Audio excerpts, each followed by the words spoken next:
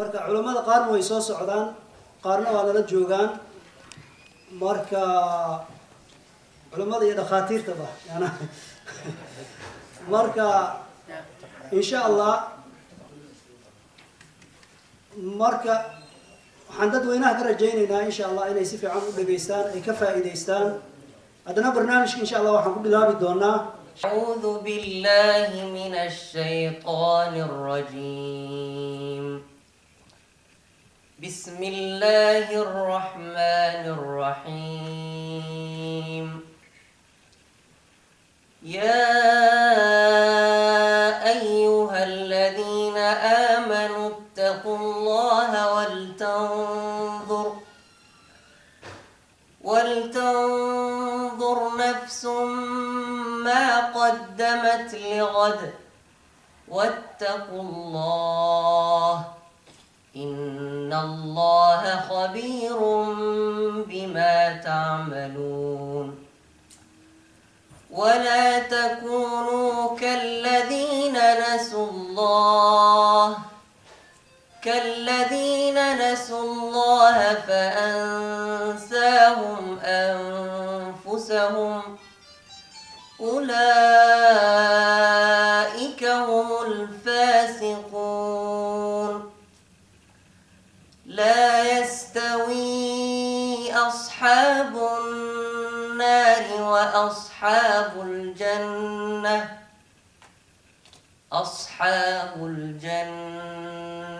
هم الفائزون لو أنزلنا هذا القرآن على جبل لرأيته خاشعا متصدعا من خشية الله وتلك الأمثال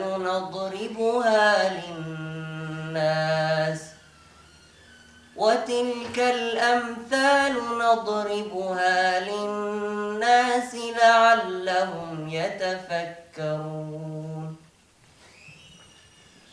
أشرف الأنبياء والمرسلين نبينا محمد صلى الله عليه وآله وسلم. إن شاء الله تعالى مدام علماء يتخاطر مرتبة إن لجوكته فريتانكا حفلة والمساجد كانت قرانيسان رهانتي ضدك جماعة يا ضدك حافظ كنت كنيبة غيب وين وكيه هيمش وكيلي وهذا صين الله سبحانه المساجد هذا حافظا كيالا إلا سدح المساجد مسجد والبواحة كل جنابار خمرية مركا ولا لها قيبتان كاملة وحي بالله من جهد بدني جليان مركا كوميونيتي الله بيأذن مساجد كي خمرية يسكت دقن ما شاء الله قصاره إن شاء الله تعالى وحي إلهي مهدي إن ماشى مساجد كدو ولا سوريجي صاد الله سعتان قيبتان لحى يا قيب ككريسة يا قيب جيس كحتى أنت وحوي أي تاي وهذا من قيبها كورونا هذا الله فري أو اسمه سيوكو سعدة قيبها نود ماضي روناتينا قيب وين كقاتين ولا لها كوميونيتي حافظا دقن ما أنت ويا ميل الله سبحانه وتعالى لو عابدية شرينا أي أهيد ميل الله سبحانه وتعالى لو عاصينية سداس الله سبحانه وتعالى قلوبتنا وبدلية ونبدلية وحيابها بني آدمك عبرة أي أطاي مركانهم كل ديران إن شاء الله تعالى واحد الله سبحانه وتعالى ويدي سنينا أنت نور من إنه الله سبحانه وتعالى نور ما يستره إن ضدك ولا لها حافظنا وحوي مساجدك عندنا وما مغنى عندنا وما قدنا وحوي مغنى مساجد ذو كسعدان وضدك كوميونيتي جاي وحقبت كودوي marka inaan mar walba sida juhdigiina iyo dadaalkiina iyo xoogiina aad u geliseen aad uga qayb qaadataan haday tahay xagga nadaafadda haday tahay si dhameystirka waxyaabaha u dhiman waa qaybaha insha Allah taala usbuucyada dambe la bilaabayo waa qaybtan darbigan oo la saarayo iyo jaranjaradiisa wada socda intaas insha Allah taala iyo memberkii u dhiman isaguna insha Allah taala la sameyn doono haduu Ilaahay idmo usbuucyada soo socda iyo wax yar oo hagaajin oo qaybaha kore ee dumarka oo intaan leeg ama ka weynba ay kor ay jirto marka Ilaahay waxaan weydiisanaynaa subhanahu wa ta'ala inuu noo dhameystiro sidoo kalena walaalaha ka soo qayb galay iyo culimada iyo takhaatiirta waa garanaysaan Dr. Harare Sheikh Shafina waad garanaysaan Sheikh Jibril oo ah imaamka isna Masjid Carmel sidoo kale Maxamed Aadan oo isagana culimada magaalada Minnesota joogta kana mid ah aimada masaajidyada sidoo kale Sheekh Yusuf oo isagana ka yimid magaalada Boston masaajidka ku yaala ay Soomaalidu ay leedahay imaamkeeda ah marka insha Allah ta'ala waxaan Ilaahay subhanahu wa ta'ala weydiisanaynaa kalimaadka culimada iyo xafladda ay nagala qayb qaadanayso inay ku soo dhawaadaan masjid Shaafici oo qayb weyn oo xaafadda aad arkaysaan oo saraan oo dheer oo Soomaalidu ay u badan yihiin degan qaybna ka ah in insha Allah ta'ala ay qayb ka noqdaan jaanisna u helaan xafladda furitaanka ah hadalkayga waxaan insha Allah ta'ala ku soo gabagabeynayaa wajazakumullahu khayr walaalaha ka soo qayb galay iyo dumarka kor jira ee dhageysanaya intaba iyo odayaasha iyo intaba joogta insha Allah ta'ala waad mahadsantihiin ka soo qayb gasheen xafladdaas furitaanka masaajidka Imam Shaafici wajazakum waxa weeye islaamku waxa uu leeyahay meelo uu ka bilowdo meelo uu ku dhamaadana uu leeyahay meelo uu ka bilowdo uu leeyahayo asaaskiisu waa masaajid أول ما دخل رسول الله صلى الله عليه وسلم إلى المدينة المنورة وحول السي مساجد في ظهره ماله كل ما الإسلام كوليه هايو روح مركب ودنتو أيا إسلام كيسو مقرنا يسلمانا لقوله تعالى واعبد ربك حتى يأتيك اليقين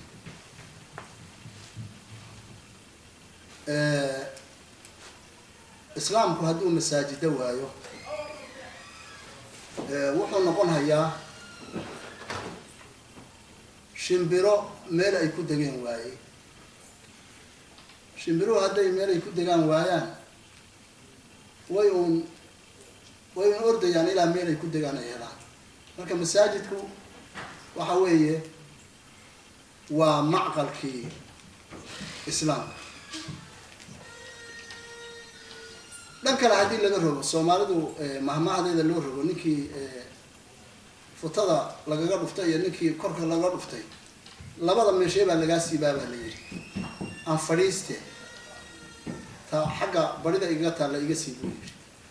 islaamku meel uu ka fariisto ayuu leeyahay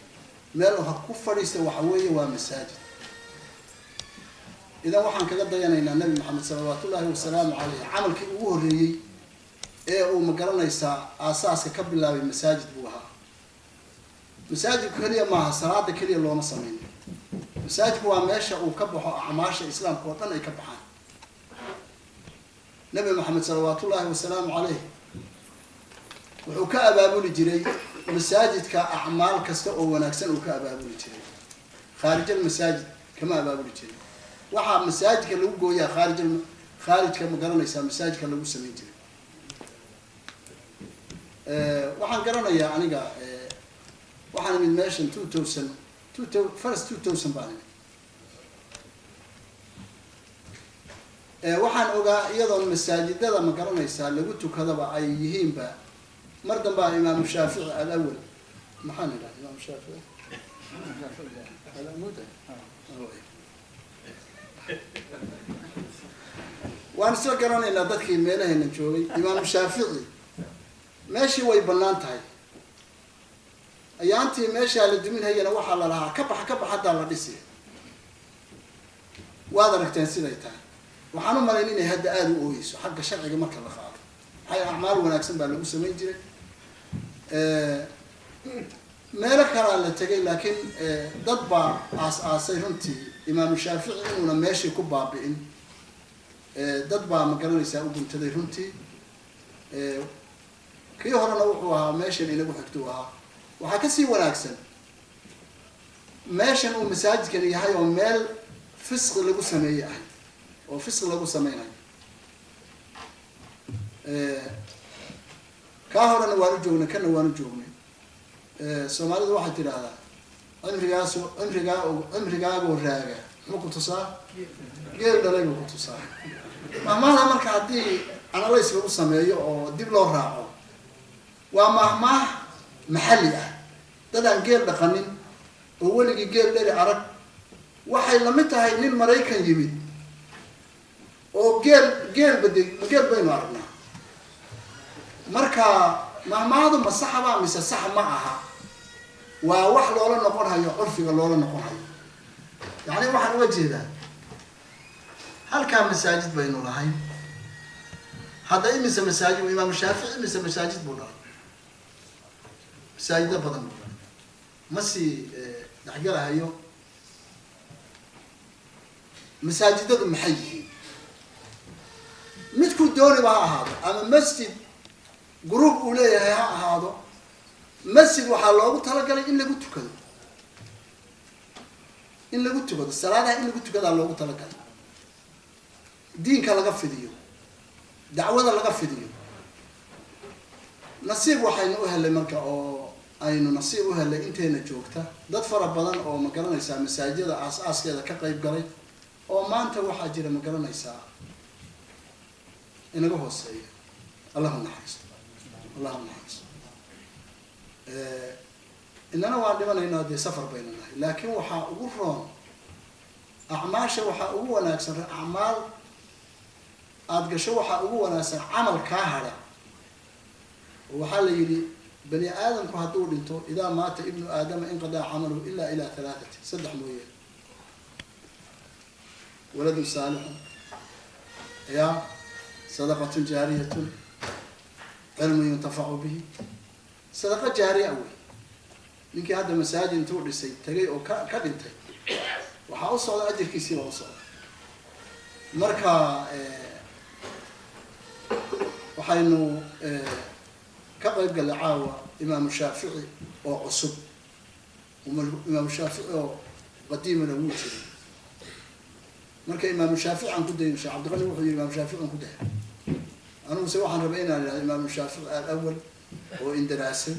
imaamu shaafici athani oo renewal lagu sameeyey oo markii saddexaad uu marahayo oo markii taariikhdu sideedaba taariikhdaas asalba taariikhda ma garanaysaa siday tahay unbaa loo sheegaa imaamu shaafici athalith baynu hadda maraynaa awal thani thalith baan maraynaa kaasina wuxuu noqon karaa inaga koreeyo ma garanaysaa kii afraad buu noqonaya waa isku dhegayin marka ilaahay waxaan ka rajaynaynaa camalkeena camal wanaagsan inuu ka dhigo waxaynu u baahan nahay inaynu ku dhaqanno inagoo fulinayna qaabka diinta lama iqtiraaxo diinta waa qur-aanka iyo axaadiista qof waloo inaga mida inuu ma garanaysaa acmaashiisa ku saleeyo calaa kitaabillahi wa sunnati rasuuli masaajid la arkaan waa iskaga tukan kartaa dad baa waxay aaminsan yihiin masaajidada kama inay salaada kuga asaxayo masaladaasi masale musallama ma aha sideedaba maxaa yeele kol haddii la yidhi jucilat ilardu lii masjidan haddii xadiiskuba uu yahay dee masaajid kastaba waa iskaga tukan kartaa ilaa heer tacasubku inuu gaaro maaha masaajidka haddaan ku tukada salaadaydu sax maaha masaladaasi musallam maaha waxaa musallama wajucilat ilardu lii masjida taasaa aasaas marka waxaynu isugu nimid meesha masaajidkan sharafta wanaagsan ee aada iyo aadka u sharaf wanaagsan inaynu nidhaahno ilaahay kuwii makansada allah inaga dhigo wax badan baa sugahaya dadka communityga masaajidka wax badan baa sugahaya masaajidku aada buu quruxsan yahay laakiin masaajidku hadduu baymenti uu ku jiro haddii ma baanan yeelani sooma masaajidka waxaa loo baahan yahay in la yeesho inta shilin ku dhiman yahay propertygaada ma aha wuu qaybsan yahay masaajidka marka communityga waxaan usoo jeedinaynaa iyo dadka islaamka aba sidii waxa ku hadhay masaajidka sidii ma garanaysaa looga qayb geli lahaa qof walba oo islaam man banaa masjidan bana allahu lahu fi ljannati xadiis baa aha haddaad shilin ku darsato haddaad laba ku darsato haddaad toban ku darsato haddaad boqol ku darsato waa sadaqa jaariya acmaashaada kuu soconaysa ilaahay waxaan rajaynaynaa inaynu makansano masaajidkan wanaagsan inta dhimanna ilaahay inuu ma garanaysaa inoo taam yeelo la ima qabanin waqtina la ima qabanin joojina la ima odhanin anigaa waxaan iska gartay بسم الله الحمد لله والصلاة والسلام على نبينا محمد وعلى آله وصحبه وسلم أجمعين بعد جزاكم الله خيرا إخواني وأنا سنتين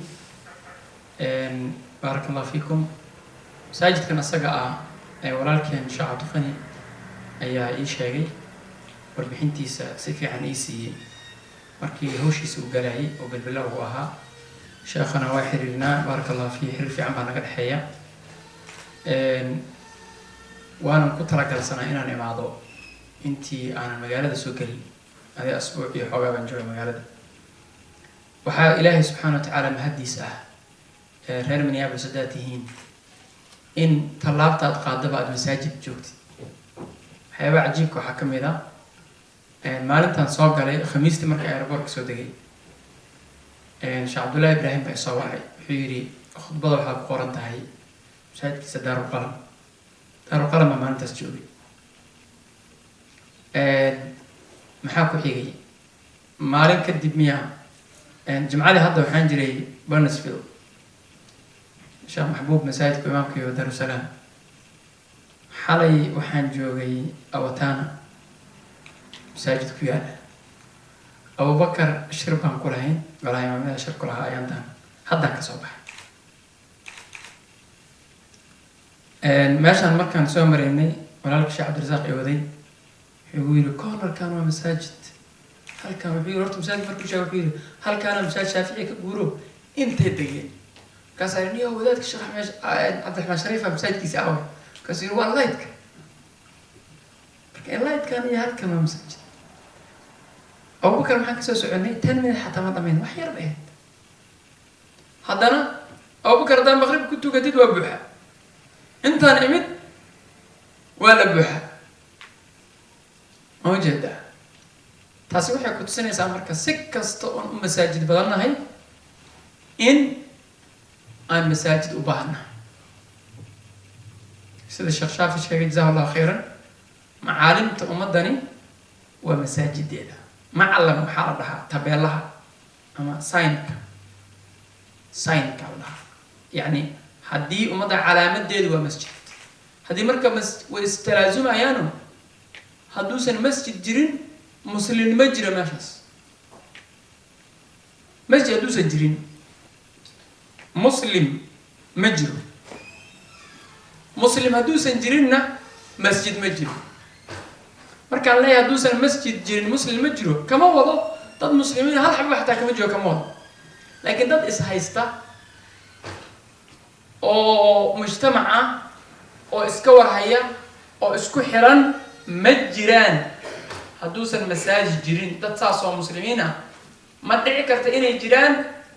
ayadoon masaajid aysan haysan ma dhici karto marka masaajidda maxaa ku xiran jiritaankeena ku xiran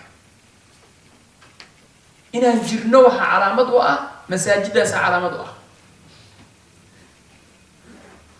muhiimad weyn buu islaamka dhexdiisa masaajidku uu ku leeyahay ilaahay ambiyadiisii wuxuu faray inay masaajid dhisaan inay nadiifiyaan موجودة نسبة للنبي إبراهيم عليه السلام وطهر بيتي للطائفين والعاكفين والركع السجود النظيف قريجة قال النبي إبراهيم عليه السلام إلهي وحنا بشيكي مركي دسايا وليبا نبي إبراهيم يقول كيسي أو دسايا لما يبقى قوتك تاني مساجد إنسان كعبة إنسان وإذ يرفع إبراهيم القواعد من البيت وإسماعيل ربنا تقبل منا إنك أنت السميع العليم من أفضل الأعمال بناء المساجد إن الرسول على مدى المسلمين توا مساجد ولذلك النبي صلى الله عليه وسلم مركو مدينة يمد قولي مدرسان ضد اسم مكان شرر مقلين وحكلا مقبن مساجد وكبر الله صلى الله عليه وسلم وحي مرك النبي صلى الله عليه وسلم صلاة مرك اللي فرحي بل في التلازم كصلاة المسجد كده حي قيمها ولا يفرس وحاول نصوص تبع حبها أنت هاي إلا قلت تدبروه أفلا يتدبرون القرآن أم على قلوب أقفالها أفلا يتدبرون القرآن ولو كان من عند غير الله لوجدوا فيه اختلافا كثيرا قرآن كمركز سياق وصعد مركز آخرين يسيد وحال الرباع إن آد لدنستيد النبي صلى الله عليه وسلم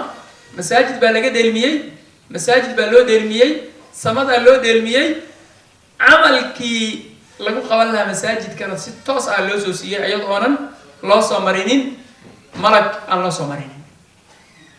سبحان الذي أسرى بعبده ليلا من المسجد الحرام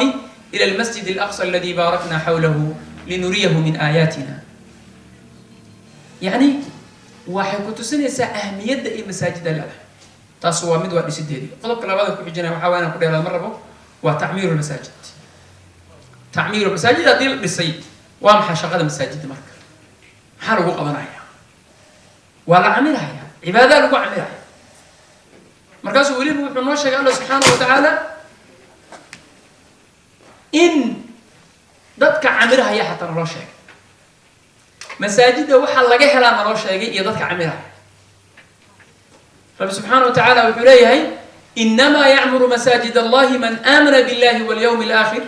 واقام الصلاه واتى الزكاه ولم يخشى الا الله. انما في اللغه العربيه حال هذا اداه حصر واداه من الادوات او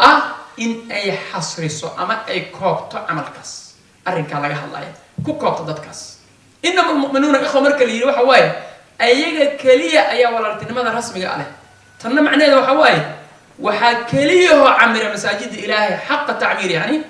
waxa camira man aamana billahi dadka sifaadkaas leh oo mu'miniinta ha ma kana lil mushrikiina ya'muru masajid Allah shahidina ala anfusihim bil kufr ma ayagu inay camiraan mushrikiintu masaajid ilaahay ma camiraan ayagu حيكو عمران يعني ما بيستان عبادي رجع دتك عمران مساجد محل لو قلت المامي رجع نمو ما خشن سماه رجع نمو رجع وحاول نك صلاة كنت كده مساجد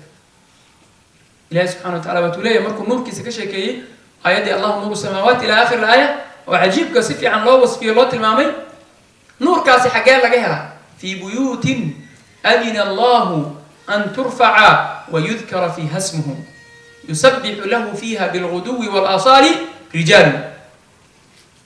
افتينك حقالك افتينك قلبك قال وجهنا كم موضوع افتيمه وقفك وفرح سيها صراحه ويسني حقالك هلا المساجد مساجد مركزها وحالي رياه على مركز ركبه هلا ركني مواصلات رجال لا تلهم تجاره ولا بيع عن ذكر الله صفات ذا المتاس إن إلهي حصان صلاة صوت كذا بيع يا كنعسي يا تجاري يا كام مشغول الناس ورانت مركز الرجال وش قال هو مدح بعضها من المؤمنين رجال صدقوا ما عاهدوا الله عليه هذه كلمتين رجال يحبون أن فيه رجال يحبون أن يتطهروا ركب مساجد كأقول بحجر ومسجد قباء جعلنا يصطهران والله عميرة قلب كسد هذا مسوق جبينا يوحوها إن شاء الله مساجد حرميلي إن لا كرامة كرامة ذو وحوي إن لا إلاليو إن لا قول عبادستو إن قبيل لو شاكيني إن لا قول إحدى قال من إن ضدك لا قول إحدى بعتيني حرمة مساجد كمتها قفك حرمي كمساجد انتهاء أو قررينا وقف محدث الدين إلهي بلا يقصر إحدري عرفتها حرم وحياه بدن بي كلا جبنجرين حرم كدحديس يعني وحياه بدن كسميان وي كلا جبنجرين ايوا شركو دحيه دول ميغا قاكيس وي كلا عربي جيرين مساجد marka wuxuu baahan yahay dhowro la ilaaliyo la dhiso la meel sida sheekh shaafi uu sheegay ilaahay khayr siiyo ikhwani masajida wa masajid ilaahi wa inaan ku tukanaa wa inaan amirnaa wa inaan hagaajinaa dadka ahlu bid'ada ah ka soo qaat ahlu sunna wal jamaa aqeedu waxa kamida qofka haduu ahlu bid'ah yahay xataa in ay salaada aan laga goosan karin laga ma goosan karo qof ahlu bid'ah salaada laga ma goosan karo wassalatu khalfa kulli barrin wa fajirin mid kasto bari ay mid kasto fajira in lagu daba tukado kaga ma goosan kartid ahlu bid'ah way haduu ahlu sunna yahay ka war ya ama isku dhacsanna xogaa midka way seenaa ama xawaay ninka laga sheegay ramsaad maxaa maamud imaamka isdagaalsanna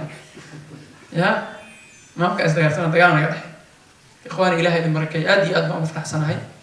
ilaahayna waxaan weydiisanayaa subhanahu wa ta'ala bi asmaa'il husna wa sifatil ula in uu khilaafka naga saaro asaga awooda qulubteena isu keeno masaajideenana ilaahay noo ilaaliyo masaajidkanna ilaahay subxaana wa tacaala masaajid barakaysan oo ilaahay lagu xuso oo ilaahay lagu caabudo oo diintiisa lagu ilaaliyo oo muslimiinta lagu wanaajiyo oo ilaahay subxaana wa tacaala jacaylkiisa lagu hayo ilaahay subxana wa taala inuu ka dhigo walaalaha dhisay ee ka qayb qaatay ee aahaartiisa mataqaana ay aahaartoodu ay ku taalo ama lacag ha ku bixiyaan ama maamulka ha hayaan ama salaadaha ka tujiyaan ama hawl kale ha ka qabtaane ilaahay subxaanahu wa tacaala sadaqatun jaariya inuu oga dhigo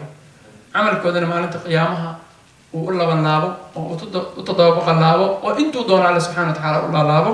mar labaad sharaf aad iyo aad u weyn bay ii tahay inaan xafladan kasoo qayb galo waana idinkugu bogaadinaya hanii'an lakum bihada almasjid alxamdulilah oo ahaan jiray kaniisad maxay ahayd kalaab baa la yidhi buu ahaan jiray baa markaasaa la bedelay xalay waxaan joogay bayn alcishaayeenka meel kaniisad ahaan jirto masaajid loo bedelay soo fadli ilahi ma fadli weyn waay qul bifadli illahi wabiraxmatihi fabidalika falyafraxuu huwa khayru mima yajmacuun hada hu kan waay shar baa shar lagu sameynaya maanta khayr baa lagu sameynaya in lagu farxo waay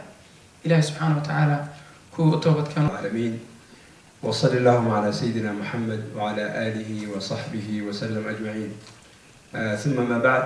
السلام عليكم ورحمة الله وبركاته أيها الإخوة كل ولادي جوهري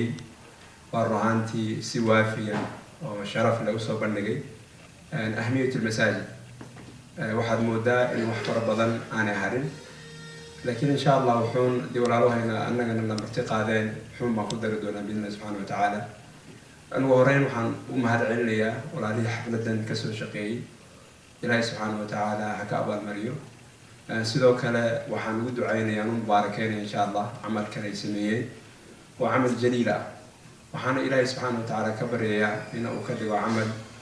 وكأقبلي ومتقبل دخل نوعه يوم القيامة إن شاء الله ورتوديا أيها الإخوة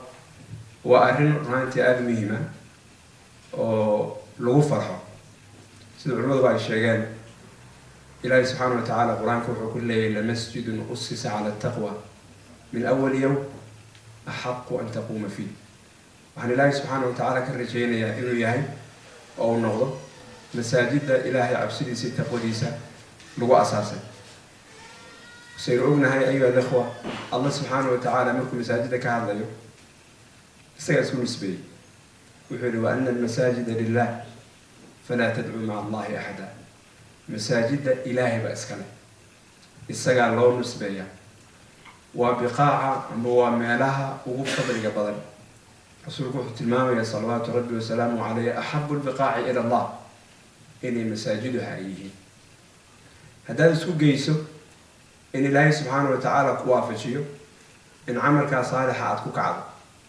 السجن أدوجيد هذانا سدو الشيخ إنه شيء أدكسو تكتد كسي فودو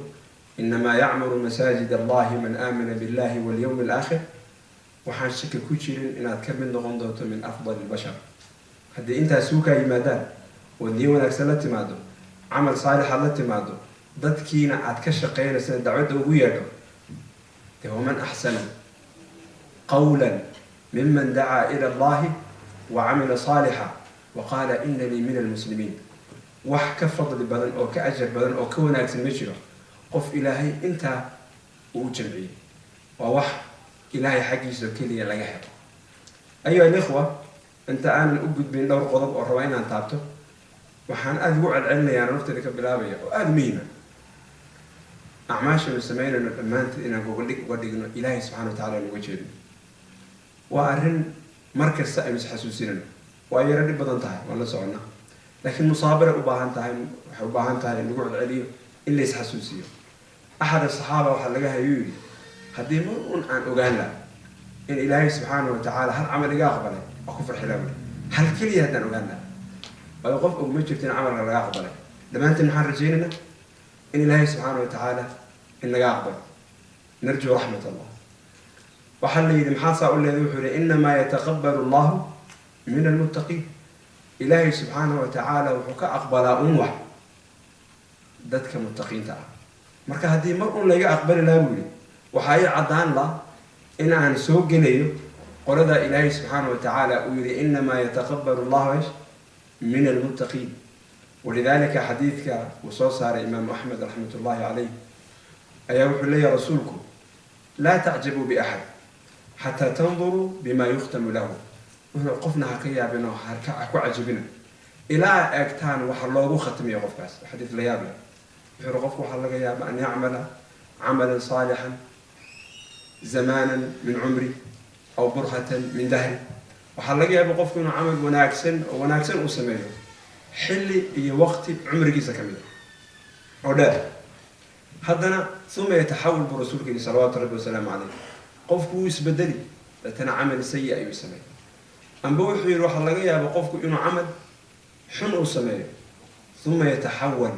مكاسب أسميه يا عمل وناكسن رسولك عليه صلوات ربي وسلام عليه في نهاية المطاف حديثك وحكوت المامي والليلة وحافظ لقفك إلهي سبحانه وتعالى ويساق وافجي وحليلي رسولك والا ودي ومحيت معنيه وحي وافجنته وإن إلهي وافجي عمل صالحة أو قد لنته يعني أن يختم له إيش بخير إن خير له ختمه أنت سائل لك وحنوسع إلا يا رهانتي وأرن أذك ويقفك ابن آدم كمرك وحسميه حظوظ نفسي بجنا افتبا كل دقال مسا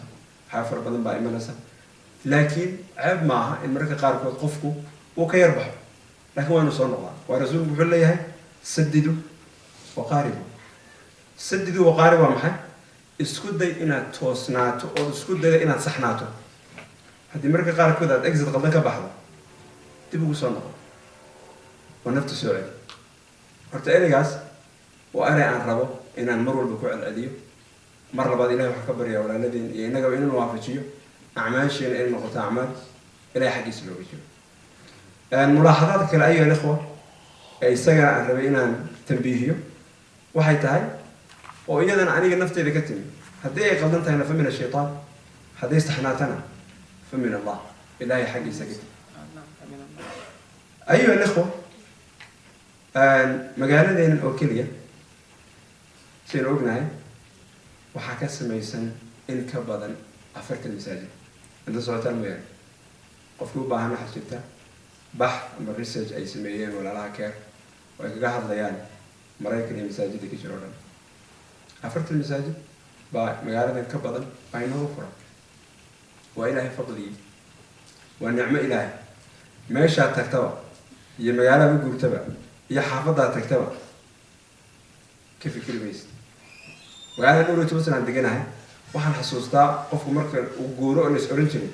هو مساج كيف وقعنا ثانية لكن حال ثانية لكن هذا مساج كيف وقعنا مساج كأول وانسا وفضل إلهي سبحانه وتعالى مساجد أيها الأخوة إلهي نوبدي النعمة لا صدق قضب أو كوم ما كورنيا وأنا سوق بجبينيا مساجد هتحول بهاي تنمية تنقية هي الزيادة وبهاي تنمية وبهاي والتنمية محنوجة كذا مساجد داسي أهمية أبوين المسلمين تلور استي وامها وإن باهذا مجتمع حيسة كتر جد مجتمعين هذا المجتمع على هذا باهي فربنا باجرة لنيرتو باهي بيلا أيها حيسة وضياشة باهي وحيسة قارة دومركا باهي قارة حيسة wadaadada baahi gaar ah haysa baahiyaha ummadda u baahan tahay aad u fara badan tahay waxaan shaki ku jirin oo xaqiiqo ah in baahida dhammaanteed aanu dhammaystiri karin imaamka masaajidka jooga markaas oo qofka Ilaahay subhanahu wa ta'ala wuxuu siiyay xuduud gaaban qudraad gaaban dictionary ma noqon karo risaalada masaajidku wadaana waa badan tahay oo aad u fara badan tahay baahida dadku haystaan waa badan tahay inta waxa ka badan meesha aynu ku noolahay wax kale inaan haysano masaajidka mooyaan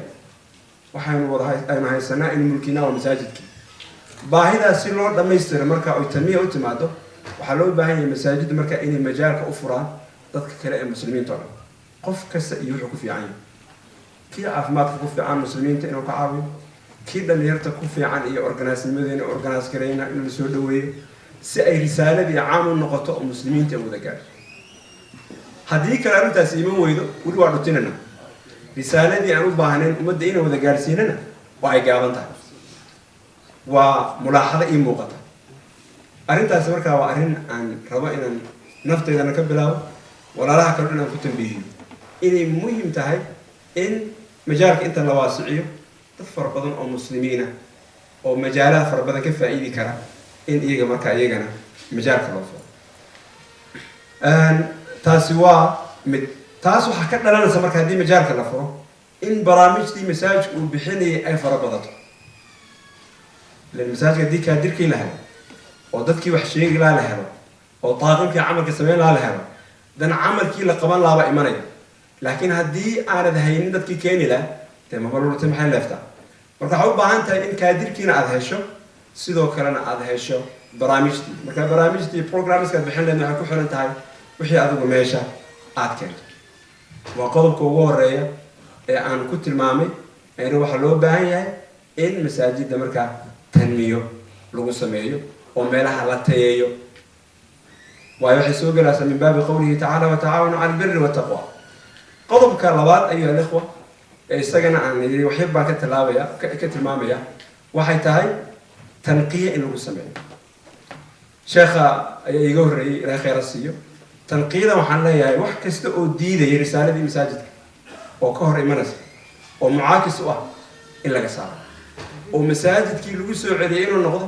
wa ana almasaajida lilah war masaajidda ilaahay baa iskale masaajidku noqdo masaajid ummadoo dhan u furan oo aan cid u gaar ahayn reer aan u gaar ahayn xaraka aan u gaar u ahayn xaafad aan gaar u ahayn ay tahay masaajid ummadoo dhan u furan waxaa saa iyo ikhwaan u leeyahay yaclam allah waxaan la yaabanahay dhammaantiin inteena badan waxaa laga yaabaa inaynaan dhibsan inayn la tacaawuno dadka muslimiinta ahayn laakiin naga masaajiddeena inaan isu gudin baa laga yaabaa waxaa la yaaba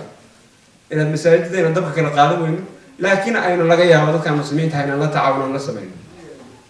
marka taa waxaan u baahannahay intaynu caqli munfataxa la nimaadno oo yaro furfuran in aynu masaajidda ka dhigno masaajid muslimiintoo dhan ay ka muuqan karaan taa macnaheedu ma ayuha ikhwa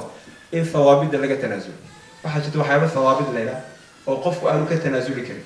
laakiin taa macnaheedu maaha thawaabidda oo lagu dhegnaadaana waa shay qofkoo tacasub la yimaadaana waa shay waxaa taa markaa loo baahan yahay ayuha ikhwa waan ku celcelinayaa in majaalkaasi uu furnaado oo qalbigu uu furnaado oo masaajiddu ay noqoto meel xiwaarka iyo tawaasulka iyo wadahadalka iyo in la isu dabqaado ay iyagu manbac u tahay ee aanay ahayn meel ah ha soo geli taasi aada ayay u muhiim tahay kulle tafaasiil ma siigen laakiin waa fahmaysaan waxaan u jeedo qodobkaasi aada buu u muhiim yahay qodobka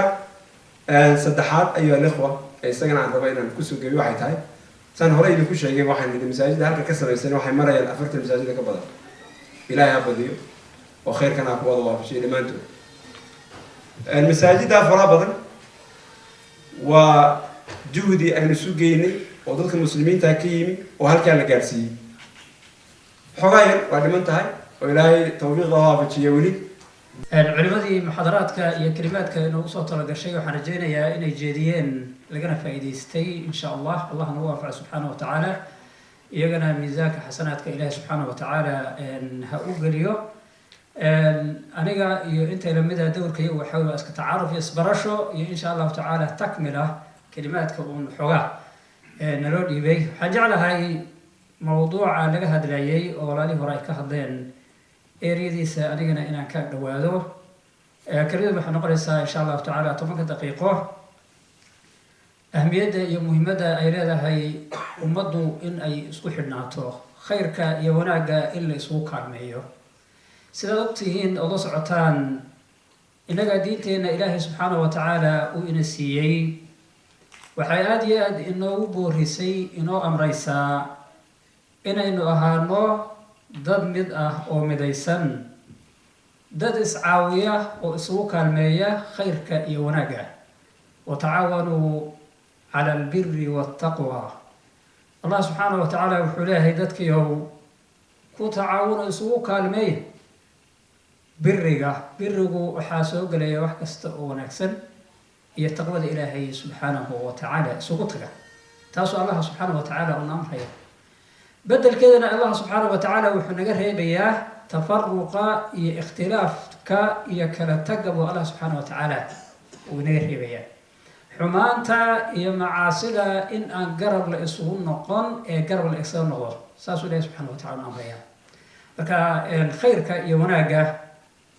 cid kasta oo haysa oo la timaada xaq waxay kugu leedahay waajibna kugu adiguna aad garab istaagto ood u kaalmayso khaasatan masaladu markay tahay badbaadadii diinta iyo dadka marka ay tahay waa inaad garab istaagto inta awoodaada cilmigaaga iyo waxgaradkaagu inta uu yahay iyo maalkaaga inaad ku caawiso xooggaaga taasaa waajib kugu noqonaysa meesha aynu maanta joogno markii la fiiriyo iyo eryada aynu ku noolahay mujtamaca aynu la noolahay waxyaaba ay aaminsan yihiin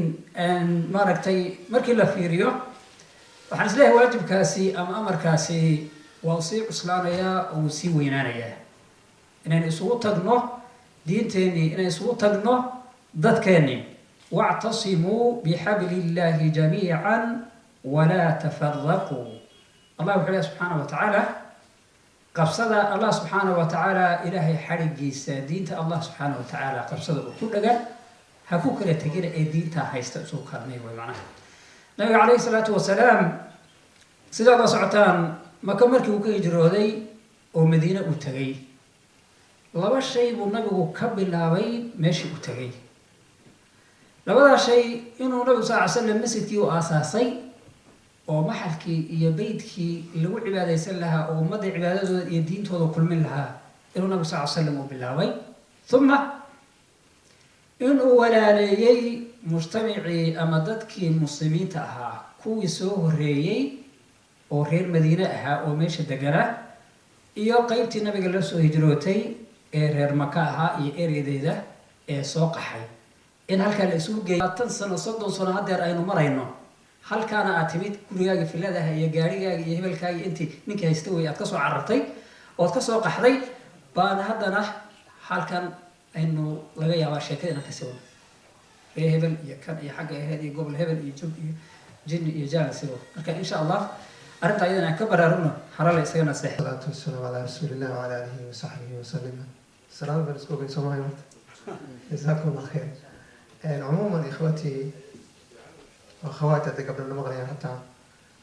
في الإسلام كلمة يروكو إن شاء الله تعالى المهم حقا كلمات كي وحي لنا عبي أبرنايا كنتي لنا عبارة نسي أبار يا إلهي إليكس مسألة سؤال أما لنا عن آدو قهد لي وحي أهيد sida yaabaa culimadan hadda aan ku qiyaasi karo culimadii dadka waaweyn leeyihiin anigu aan awal ka ahay dadkii bedeli lahaa see lagu soo saari lahaa seebay suuragal ku tahay inaynu mabda-aynu u nimid oo ah inaynu better life yani nolosheeni ka wanaagsan aynu ku noolaano in the same time aynaan iloobin inaynu diintayni haddana sii haysano ku dhici karta seebay ku suuroobaysaa markaan inagu tagno luqadiina la iloobo 100 sane soo socda ilmaha dhala ku dhala kuu sii dhalay inaan Peter James iyo Linda ayna soo gelin iyo Mary oo nasabku nabigu idinku ogaa islaam Maxamed iyo Cali meelaad ku abtirstaan waa ogtiin kulligiin wax gaar ma ku maqashay inuuna arrintaas soo dhex gelin oo islaamku sii socdo seebay suuragal ku noqonaysaa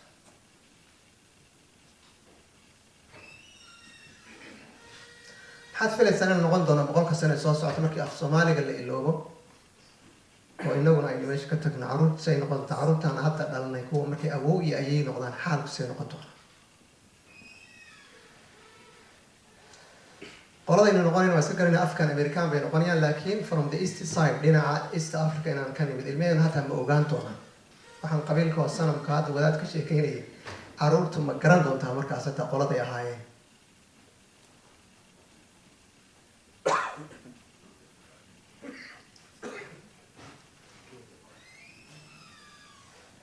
arrintaas seebahaas lagaga badbaadaya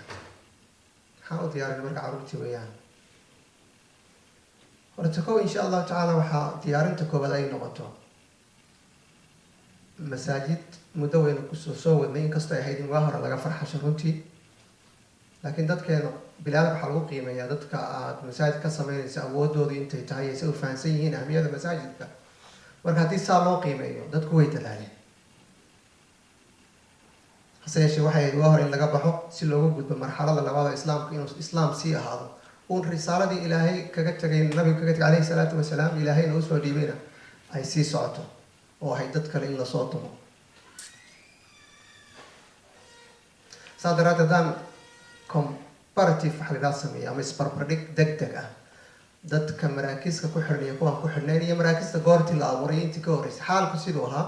waxaad garanaysaa xaalkeenu inuuna sahlanayn. meesha wax maraysa is halfway dadku ay marayaan already. dadkii maraykanka diyaaradda ugu horreysay April 1991 bay dadkii maraykanka u shaqaynayay ee safaaradda bay soo qaatay. September 1991 waxaa lasoo qaaday dafcadii ugu horreysay ama horintii ugu horreysay dadka qaxootiga ah. dadkii waagaa yimid iyo kuwii 1990 maxay ahayd maxaan ka wadanay 1986 7 and 8 dhinay dadkii baasaboor Kenya ku dhoofay oo Canada aaday iyo kuwii maraykanka sanooyinkaas soo galay ilmahooda 75% wiilasha daaqadii bay ka baxeen. qayb badan oo kamid ah jeelasha ku jira dadka muslimiinta ee jeelasha maraykanka ku jira waa 350,000 is a 20% of all dadka prisonka maraykanka ku jira weeyaan muslimiintu cadadkaas kaga jira. tira ahaan yani arrintaasu tira ahaan yani marka la eego muslimku imisuu ka yahay horta sidiisaba inay meesha galaan ma tahay arrin cajiiba wey. dadkii berigaas yimid aan maraakista la haynin iyo dadka 2000 wadanka soo galay caruurtooda way kala ayaan badan yihiin. dadka maraakista u dhow ag degan iyo kuwa ka fogna ilmahooda way kala ayaan badan yihiin.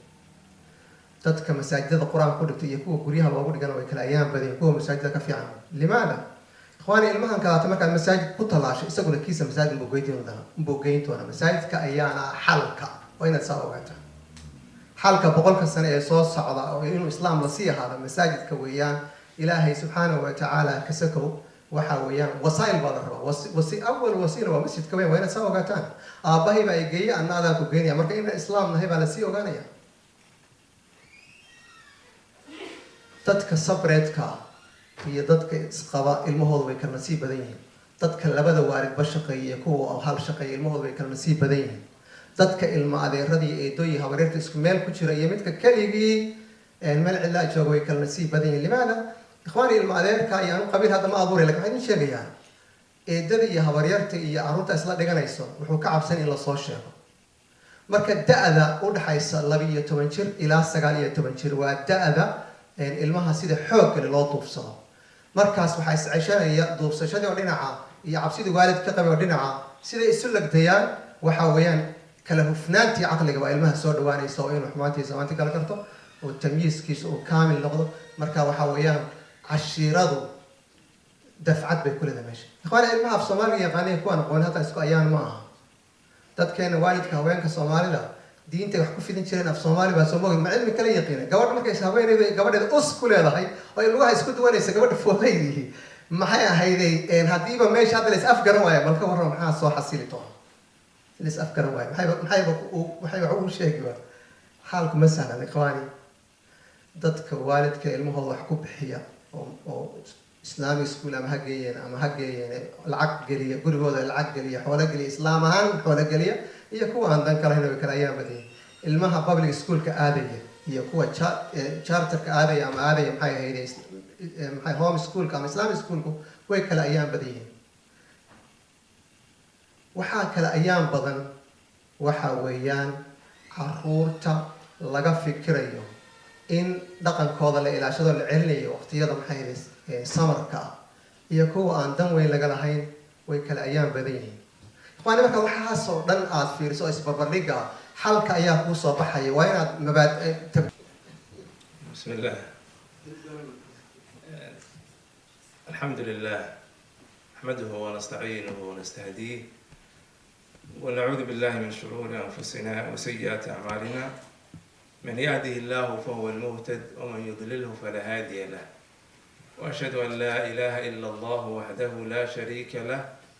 وأشهد أن محمدا عبده ورسوله صلى الله عليه وعلى آله وصحبه أجمعين. أما بعد، horta islaamnimada allah inagu dilo iimaan iyo kalimatu tawxiid, kalimat laa ilaaha ila allah muxamadun rasuulullah, kuwa ilaahay uu uga khatimo noloshooda allah inagu daro. ikhwaani, hadda waan hadlaynaa, waan qoslaynaa, waan cunaynaa, waan cabbaynaa, mana ogin inaan iriddaa ka bixi doono iyaanka. war uma hayno ajasheennu goorta ay ku egta. waxaa kuu cad kan samee, kan qabo, waxaan isku xid balaanka ilaahayna subxaana wa tacaala meel bu yaalla, adigu waxaad balangaranaysidna meel bu yaalla. ilaahay aan ka baqno, war ilaahay aan ka baqno oo nafteenna khaliina nakunu saadiqiin maca allah caza wajal, khaliina nakunu saadiqiin maca anfusina. qul ilxaqa walow kana muran. qofka muslimka ah waxaa laga rabaa ayuha alikhwa, islaamnimadu ma aha kelimad lagu hadlo, la iska sheegto deetana ruuxu wuxuu damayna uu samaynayo. islaamnimadu ma aha nusuus badan oo ad xifdisid. islaamnimadu waa iimaan, waa dhaqan, waa culture, waa sifaat. ولذلك القرآن دائما يتحدث عن صفات المؤمنين وصفات المنافقين والكفرة والملحدين. قال هذا الدرجات بين نقدين، منافقين تنا درجات بين نقدين، مؤمنون تنا على درجات. مدبان ربا رنتي وقت ما يستو ولا مساجد كلا ولا كم إذا ولا لها ayaa isna naga codsaday inaan ilaa namarti qaaday. sheekh cabdiqanina jazahu allahu khayran aada buu noogu adkeeyey. in runtii farxaddan aydan kala qayb qaadanana annagana farxad bay noo tahay ka masjid al-ixsaan saynbool ahaan iyo ka ree saynbool ahaan guud ahaan. runtii waxaan rabaa runtii kelimadan aan idin sheegayo anaa horta hore isu sheegay. jazakum allah khayr. aad baad u wada mahadsantihiin dhammaantiin. kelmaddii sheekh maxamed ee kusoo gaadhay kelmad fiican bay ahayd runtii, iyadaana ku filan wax kasta oo inaynu horta isbarra dabeecad ah inuu hal qof inoo hadlo wax walba yaa ka muhiimsan. kadibna wixii kala dana aan qabsano, waayo inuu hal qof inoo hadlo way ku filan tahay. laakiin munaasabadan oo kale haddii la yidhaahdo kelmad la yidhaahdo waxa maaha. waxaan dhihi lahaa, waxaa horta aan kusoo talagalay ma jirto. masaajiddu waa buqcooyinka ama dhulka ilaahay meelaha ugu qiimo badan. nabigeenuna sala allahu caleyh wasalam wuxuu tilmaamay masaajiddu ilaahay dhulkiisa meelaha uu ugu jecel yahay inay tahay. dhulka ilaahay waa abuurtay, meesha uu ugu necab yahayna inay tahay suuqa. ilaahay baa wada abuuray meesha masaajidka ku yaallo iyo meesha suuqu ku yaalla, ilaahay baana waana dhul ilaahay. waxay ku kala qiimo badnaadeen waxa weeye waxa lagu hayo ayay ku kala duwanaadeen. meelna waxaa lagu hayaa aakharo iyo wixii ilaahay kugu xidhi lahaa ee aakharo ku xusuusin lahaa. meelna waxaa lagu hayaa adduunyo markay ugu fiican tahay xalaal ah, laakiin adduunyo iyo hawsheeda marka kalena buuq iyo xaaraan iyo ribo iyo dhibaato iyo dembi iyo dagaal ayaa lagu hayaa.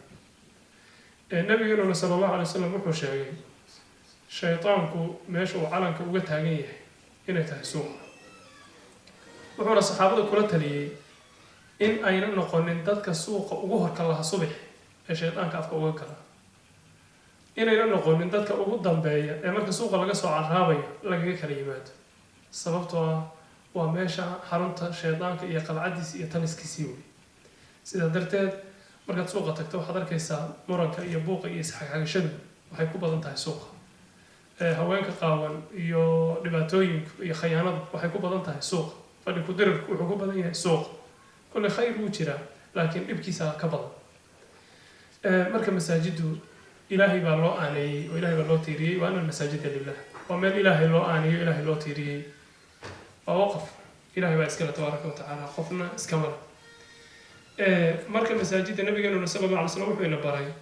inaynu camiro oo daaca iyo cibaado ilaahay aynu ku camiro waxyaabaha maanta walaalayaal aynu ugu baahi badannahay waa santarada islaamiga shay maanta aan uga baahi badannahay ma jirto خطيبك مساجد كنا إمام الشافعي وإن شاء الله الشيخ عبد الغني القرضاوي إن شاء الله فليتفضل.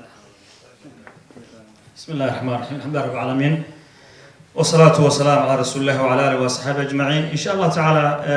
دعاء وحمودي بدون الشيخ شافي إن شاء الله تعالى وأنا لبدق من قادنا يا مكيربا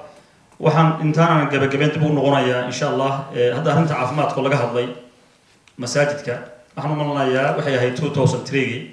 xaraare iyo disr xaraare oo ku qaban jiray wax kastoo caafimaadka loo qabanayo talaalka ha noqoto dhiig qaad ha noqoto waxa lagu qaban jiray Brian Cole inta waxaan ku yiri masaajidka jimcaha soo socda waxaan rabaa inaan ka hadasho sigaar dhibaato leeyahay jimcaha ku sii xigana AIDS marka la sheegayay arrimo ku saabsan wuu naga aqbalay markaan ilaamiyay oo aan qoray iclaankii baan qornay in laga hadli doono AIDS-ka iyo sigaarka masaajidka dhexdiisa waana ku qabsaday waxa masaajidka waxa keentay waxyaalaha baraayka la geen jiray markii muxaadaraadkii bixin la dhameeyana dadku runtii way amaaneen aad u amaaneen hadda waxaan la gulay internet ku jiraan waa 2003 bixint marka barnaamijyada caafimaadka runtii waa u baahanaa in la helo la keeno jazakumullahu khayr inta waxaan tacliiqinayay dadka xalaal hadalkiisii waxa inta sii dheer barakumullahu fiikum waxaan ii sheegayaa masaajidka qof ma dhisin runtii